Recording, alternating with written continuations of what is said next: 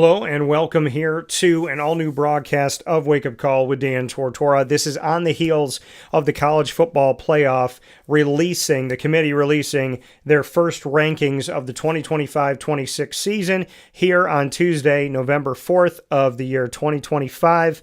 And we're happy to be here with you inside of the Great Lakes Honda City Studios, Great Lakes Honda City, coming to you on 7140 Henry Clay Boulevard in Liverpool, New York. They're open for sales and service Monday through Saturday, so make sure you go and visit them. Let them know the DT sent you their way. Get a sneak peek at GreatLakesHondaCity.com. So, as you know, I do release my top 25. Been covering sports professionally for over 21 years, about to hit 22 years here in November of 2025. So happy to be here with you. Happy to spend all these years covering so many sports all across the country and outside of the world, around the world, I should say, as well. So outside of this country, have had the opportunity to do a lot of great things and can't thank you enough for being with us up and down the East Coast, the Midwest, the West Coast, and all around the globe on youtube.com/wakeupcalldt, Facebook.com/wakeupcalldt, and on wakeupcalldt.podbean.com. So however you're connected with the show, thank you for being with us as we share with everybody the opportunity to have this conversation. The rankings just came out not even a half an hour ago, and so I'm very happy to be here with you to discuss them and to get your thoughts. So share those with me, what you have on your mind. Do you agree or disagree with the rankings? And like I said, I'm going to be putting my rankings up here. We're going to be looking at them side by side, so you can give your thoughts as well on what you see from my rankings and what your takeaways are in what you see from what I have out here as well. So, let's take a look. Let's bring the board up. For those of you that haven't seen it, like I said, just released here very recently. I'm going to go from 25 to 1, so we're going to put them up on the board. And so this is how it went down for the college football playoff. And so let's go with, starting, like I said, at number 25, and then we will work our way up to number 1. So the college football playoff committee has at number 25, they have Tennessee. Now, Tennessee is a team, the only 3-loss team that is in the college football playoff rankings here for week 1. Tennessee, to me, has played their way out of this. I don't think that they should be inside of this. This is one that I disagree with, so kind of right off the bat, I definitely do not think that this should be a pick here. I don't think that Tennessee should be in the top 25. I know they're inside of the SEC, and I know that the SEC gets credit, obviously, right? It's a very difficult conference to play in, and in my opinion, the most difficult conference to play in. But Tennessee being one of the teams in here this year, I don't agree with it specifically for this season. I don't see it. But, like I said, these are things that we're going to talk about, we're going to discuss as we go through it, and you're going to see my rankings. You're to see who I have and where I have them and why I'm going to disagree with certain things and why I'm going to agree with others. So the next one that we have here that we're going to take a look at will bring us to number 24. And number 24, and this is something that I like to see because I think they should be ranked, and that is Pittsburgh getting in here. Pittsburgh has had themselves a good season. Pat Narduzzi is someone who's been around. I mean, you think about all the changes that have come with the coaches inside of the ACC over the years, and now you look at the tenure that he has had there. He's one of the longest standing coaches inside of the ACC. And if he has a bad season, which, last season wasn't great, he's somebody who bounces back. He's shown that you can never count out Pat Narduzzi. So I like the fact that the Doozer is here and that his team is here inside of the first college football playoff rankings of this 2025-26 season. The team is 7-2. And they have a win over Florida State, which obviously doesn't mean as much as it did when they were ranked 25, when they beat them on the road. They do not have a ranked win. They did defeat NC State, though, who just defeated Georgia Tech, and now Georgia Tech's no longer undefeated. Number 23, I don't agree with this because I don't see anything in their schedule that I feel like should put them here. But Washington, the Huskies, were put at number 23. And I'd love to get your thoughts on the Washington Huskies and just your takeaways of putting them here at 23 out of the Big Ten. They are 6-2. Washington this season. Win at home over Colorado State, unranked. UC Davis, unranked. Washington State on the road, unranked. Lost to Ohio State by 18 points, 24-6 at home. And then they beat Maryland on the road, unranked. Rutgers, they beat unranked. They lost at Michigan, 24-7, when Michigan was not ranked. And they beat Illinois, who was 23 at the time. And the College Football Playoff Committee does not think that Illinois is a top 25 team, and I agree. So blowing out Illinois really doesn't mean that much to me. Washington, to me, I mean, if you look at Illinois, I don't consider them a true top 25 team. They definitely weren't a top 9 team, which is where they were earlier on in the season, 3 weeks into the season. So I think the loss to Ohio State, I mean, yeah, they're the number 1 team in the country, but that game wasn't close. They lost to an unranked Michigan. I don't think Michigan's had a great season. And, you know, their top 25 win is over Illinois, who is no longer a top 25 team. I don't think they're a top 30 team. I don't think they're necessarily a top 35 team. So Washington, that's something that I'll disagree with. At number 22, the College Football Playoff Committee made the decision to put the Missouri Tigers. The Missouri Tigers, a team in the SEC, another team in the SEC that I don't really know what they've done to get where they are to be included in this. I don't see them being a factor in the college football playoff, but to even have them in here and to put them over a Memphis right now, and we'll talk about that in a little bit, what's going on with the teams outside of the quote-unquote Power Four. Missouri has a win over unranked Central Arkansas, unranked Kansas, unranked Louisiana, unranked South Carolina, unranked UMass. They lost to Alabama by 3. They won over Auburn on the road. They lost to Vanderbilt on the road, and so they have no ranked wins. Their 2 losses are to 2 good teams in the SEC. I don't think that Missouri is a good team in the SEC, and they only have 1 ranked team on their schedule left, 2 ranked teams on their schedule they have left of the 4 that they play, and they're going to have to beat Texas A&M or Oklahoma to be relevant to me. Right now they're not, so I don't think they should be in the top 25. At number 21, the College Football Playoff Committee made the decision to put here at number 21, Michigan. And Michigan's another team that I did not have in my top 25 going into week 11. I know that Michigan gets that Big Ten love that committees love to give, and I just don't see it here with Michigan. We'll take a look at Michigan's schedule. Michigan so far this season has gone 7-2. They beat New Mexico, who's unranked, lost to Oklahoma by multiple scores on the road, defeated Central Michigan, unranked, beat Nebraska on the road, unranked, beat Wisconsin, unranked, lost on the road at USC when USC wasn't ranked. They got blown out by 18. They beat Washington, who was unranked. They won at Michigan State, who's unranked, and they beat Purdue, who is unranked, and Purdue is absolutely atrocious. So I understand that Michigan is 5-1 in the conference, so they're in the top 5 in the conference standings right now. But I also look at who they've played in the conference. Purdue is 0-6 in the conference. Michigan State is, at this time, Michigan State's 0-6 in the conference. Washington is 3-2 in the conference. USC is 4-1 in the conference, and they lost to them. They got blown out. And then you look at their win over Wisconsin, who is 0-5 in the conference. The win over Nebraska, who's 3-3 in the conference. So there's no notable victories in here, even within their conference. They are 5-1, but they played an easy schedule in the Big Ten. So I do not agree with this. We're going to erase the board, and we'll take a look at how the College Football Playoff Committee in their first week of rankings has ranked. So let's go to number 20, and the College Football Playoff Committee at number 20 made the decision to put in the Iowa Hawkeyes. I love this. I don't know why. I mean, Iowa got ranked this week in the coaches poll at the bottom of it, and, toward the bottom tier here.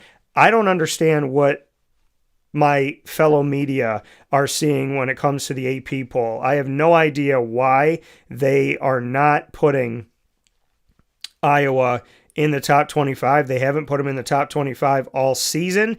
Upon further review of Iowa's schedule and really looking at Indiana's schedule and seeing who I considered to be, tough opponents that they defeated, and there's two that Indiana has defeated, and that's at Oregon and at Iowa. Iowa, to me, should have been ranked, and they should be ranked right now. So for the College Football Playoff Committee to say, you know what, we're going to put them in our rankings, even if the media won't, we will, and I agree with it. I think it's a great move, and, for looking at Iowa so far this season, they beat UAlbany unranked, lost to Iowa State in their rivalry game by 3 points on the road, beat UMass, beat unranked, beat Rutgers on the road unranked, lost to Indiana, but by 5 points. So you look at that with Indiana blowing teams out this year. That game was at home in Iowa. And then they beat Wisconsin on the road, who's unranked, Penn State, who's unranked, Minnesota, who's unranked. So they don't have a ranked win either. But when I look at a team like Iowa, I consider them a more viable choice, in my opinion, than a Washington or a Michigan within their own conference of the Big Ten right now.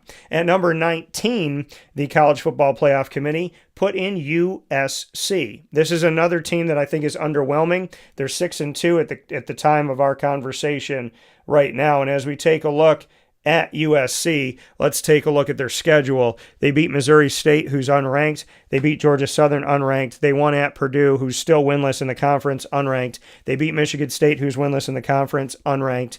They won at Illinois, they lost to Illinois, USC did. I don't think Illinois, like I said, is a top 30 team when they were ranked 9 in the country. That was giant red flag of a smoke and mirrors, and Illinois has not proven to be anything here. USC lost to them, so I think that's a terrible loss, 34-32. They beat Michigan when Michigan was 15th in the country, 31-13. I don't think Michigan is a top 15 team, and they lost to Notre Dame on the road. Notre Dame was 13th at the time. They lost by 10, and they beat Nebraska. So USC does not have a top 25 win, and they have a bad loss to Illinois. So I think if USC is going to be in this thing, then they need to be below some of the teams that the College Football Playoff Committee put above them. But again, you get that Big Ten unfair advantage with a team like USC. USC, to me, has done nothing to be in this place, let alone in the top 19 in the college football playoff rankings. By the way, the only ranked win that Notre Dame has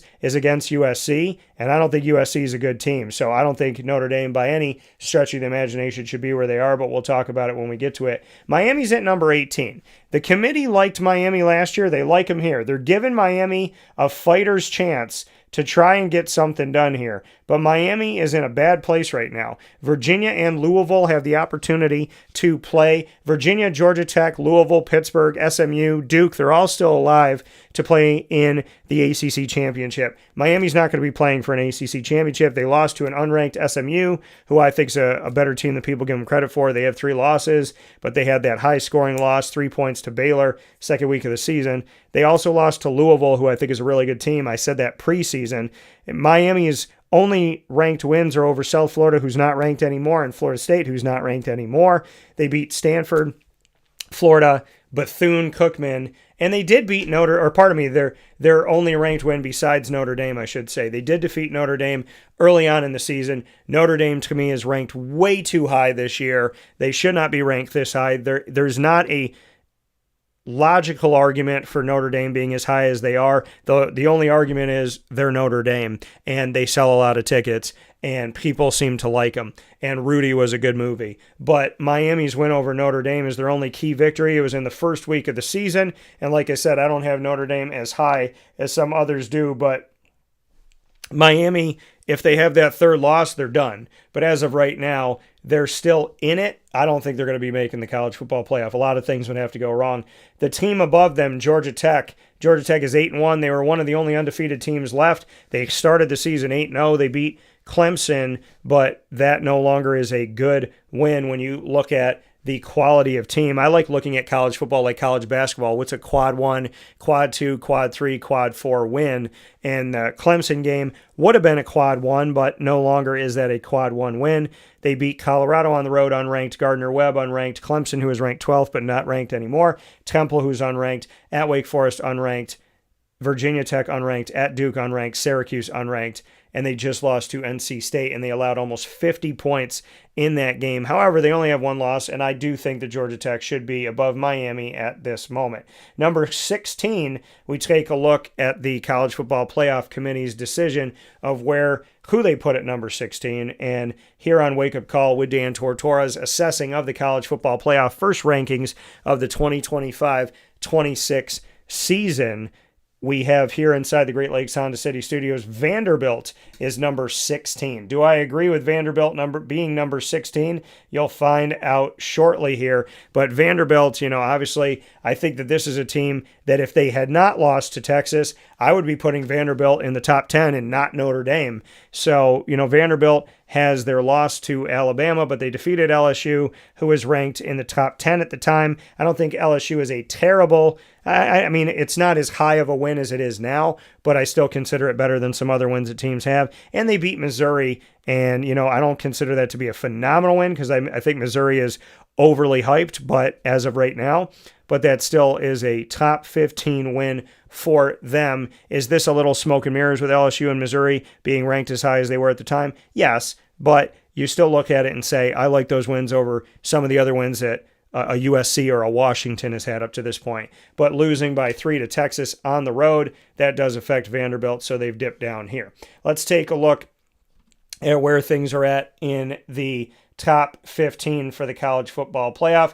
College Football Playoff at number 15 made the decision, the committee did, to put Louisville in the top 15. This is a team I told you in the preseason was a dangerous team. I said, do not be surprised if a team in red is playing for the ACC championship. And I was looking at SMU and I was looking at Louisville, and with just a few games to go in the season, they're both very much alive to play in that ACC championship game. Louisville has the only loss to Virginia, and then they beat Miami when Miami was number 2 in the country, and so that dropped Miami down, gave Miami their first loss of the season. Louisville 4-1 in the ACC, 7-1 overall. I believe they should be here. And the team above them at 14 is, of course, Virginia, the team that they lost to. And so Virginia has definitely come up. Want to make note here that Virginia's quarterback was playing for North Texas, Chandler Morris. That's where he was last season. So give some flowers once again to the American, which so many of these Power 4 conferences use as a farm system. Virginia's got a win over Florida State when they were in the top 8 in the country. That's no longer as high, but beating Louisville on the road was unranked at the time, and now it's a better win. So beating Louisville there 30-27, that helps them out.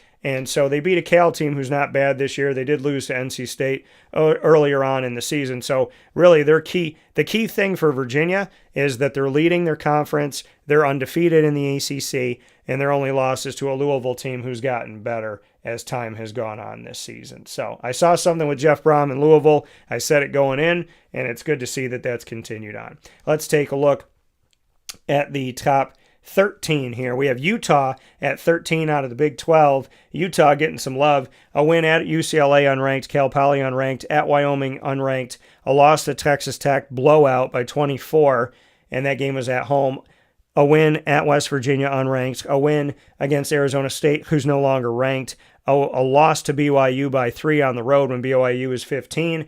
A win over Colorado, who's unranked, but a win recently over Cincinnati in a blowout. Cincinnati's been a pretty hot team, and they beat Cincinnati by 31 points. So that gives Utah some love. Do I think that should be top 13 love? Not necessarily, but they are in the top 13. I think Virginia and Louisville should be above Utah, but that's just my opinion right now.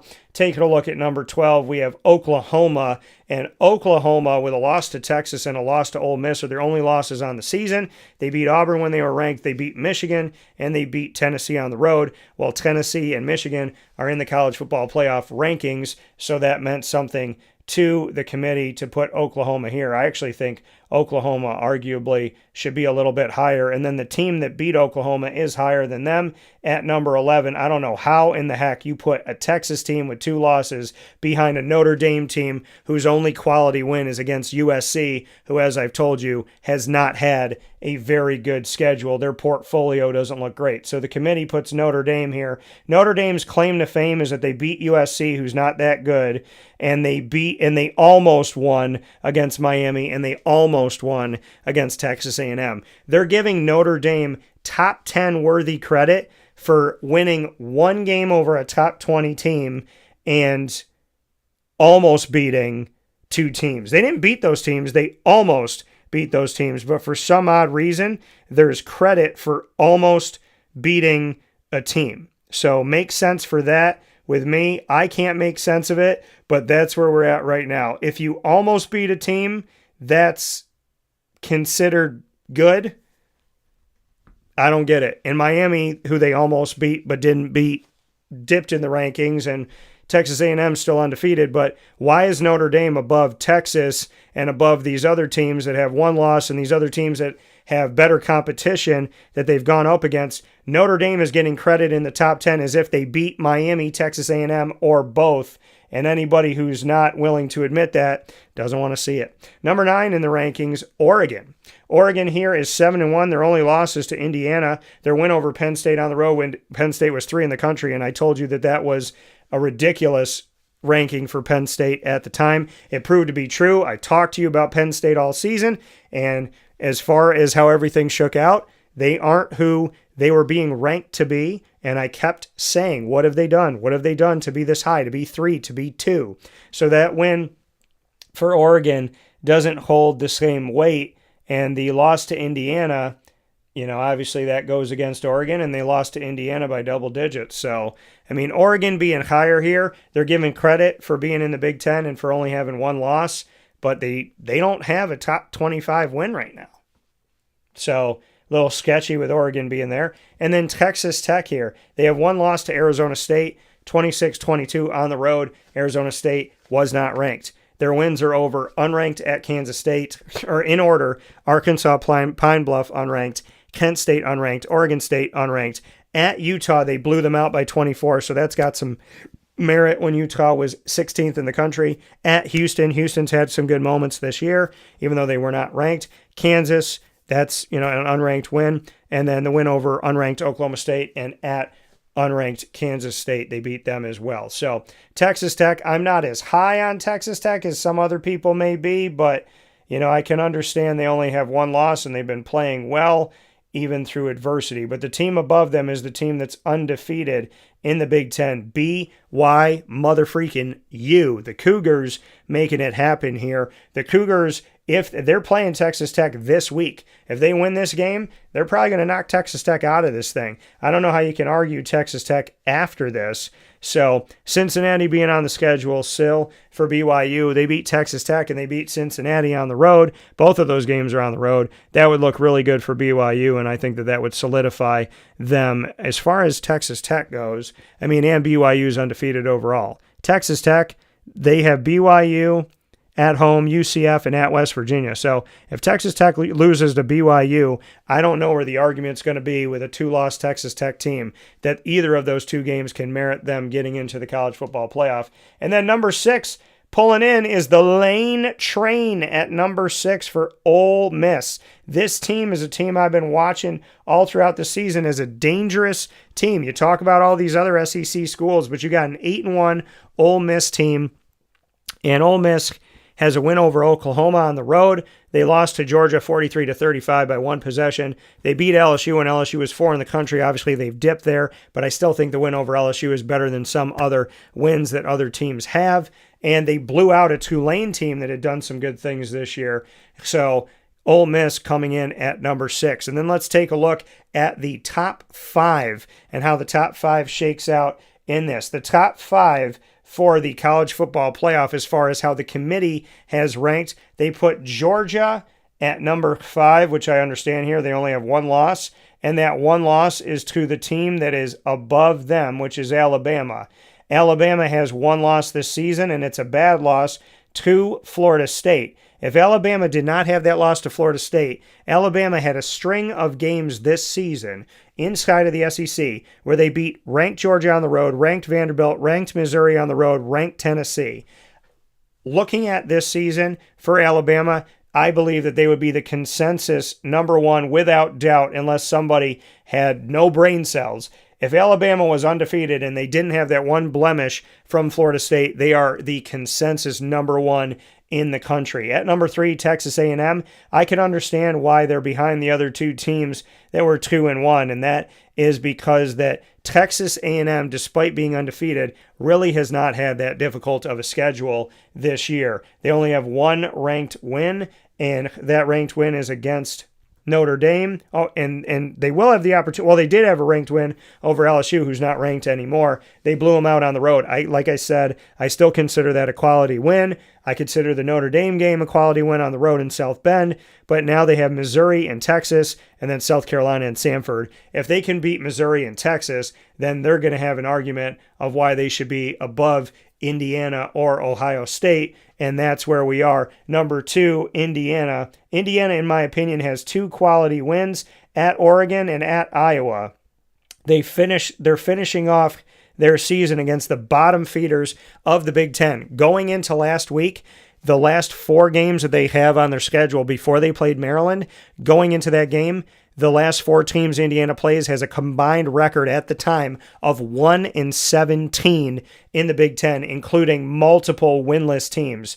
So they do have a very easy schedule outside of at Oregon and at Iowa, but they got those wins and they're both on the road. And number 1 by the College Football Playoff Committee is the darling that they love, who won the first 12-team college football playoff. That's OHIO, Ohio State, who only has, in my opinion, one true quality win, and that's against Texas. But Texas has fluctuated this year. They beat Texas 14-7 at home when Texas was number 1 in the country. Then they beat Grambling at home, Ohio at home, at Washington, Minnesota at home. None of those teams were ranked. At Illinois, who to me, like I said, smoke and mirrors. They beat that team who was ranked 17th at the time. That's a non-factor to me. At Wisconsin, who's unranked, and Penn State, who's had a horrible season. Penn State has not won a single game in the Big Ten, so that's not a good win. And then they'll play at Purdue, who's winless in the Big Ten, UCLA, who's 3-2 in the Big Ten, Rutgers, who's 1-5 in the Big Ten, and then they'll play Michigan on the road. So really, Ohio State's got some work to do for me to keep them at number 1, but the committee has them there right now. So how about we put my rankings up against the committee's rankings? Here are my rankings next to the college football playoff rankings that just came out tonight. I have Indiana number 1 versus Ohio State. Again, Indiana has 2 quality wins. Ohio State has 1.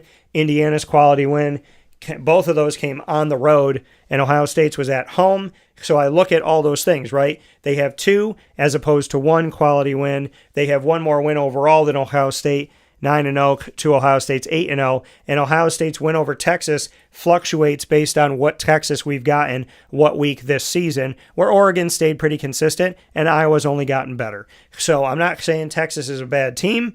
I'm saying I think Indiana right now has more of a case than Ohio State. Then I have Ohio State, Texas A&M. Again, I think they have 1 quality win, or like 1 or 2 quality wins, but Texas A&M hasn't done enough for me right now. Alabama, they're number 4 for me. So the committee and I agree on 3, 4, and 5. We also agree on 6 with Ole Miss. And then I have Oregon above BYU. They have BYU at 7. I have BYU at 8. So almost equal there. They valued the Big 12 top 2, BYU and Texas Tech, above Oregon. That's the difference. Look at my poll. I have Oregon 7, BYU 8, Texas Tech 9. They have BYU, Texas Tech, Oregon. So essentially, they took Oregon, moved them down 2 spots from where I had them, and then kept the other 2 the same. So it's just where you value Oregon. And then I have Texas at number 10. Texas has been up and down this season. They're 7-2. They have good wins.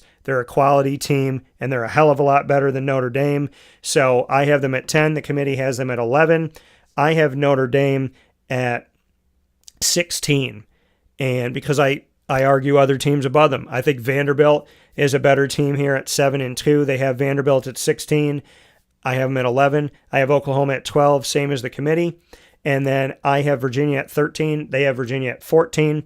And here we go. Same thing. It's them valuing the Big 12, in this case, over my valuing of the ACC, where I have Virginia, Louisville, Utah. They have Utah, Virginia, Louisville. So again, I have the two ACC schools together, and I have Utah below it. They have Utah right above it. So that's the only difference there. So it's, again, the committee valuing the Big 12 over the ACC at this point from 13 to 15, and it's them valuing the Big 12 over Oregon when we're talking about 7 through 9. So very close. It's just interesting how I value Oregon over the Big 12 there, and I value the two ACC teams over Utah of the Big 12. And then Notre Dame at 16, they have Vanderbilt there. Like I said, Vanderbilt, they have Notre Dame 10, Vanderbilt 16. I have Vanderbilt 11, Notre Dame 16. So we've essentially almost equally flipped those two. And then we both have Georgia Tech at 17. I have Memphis at 18. I thought,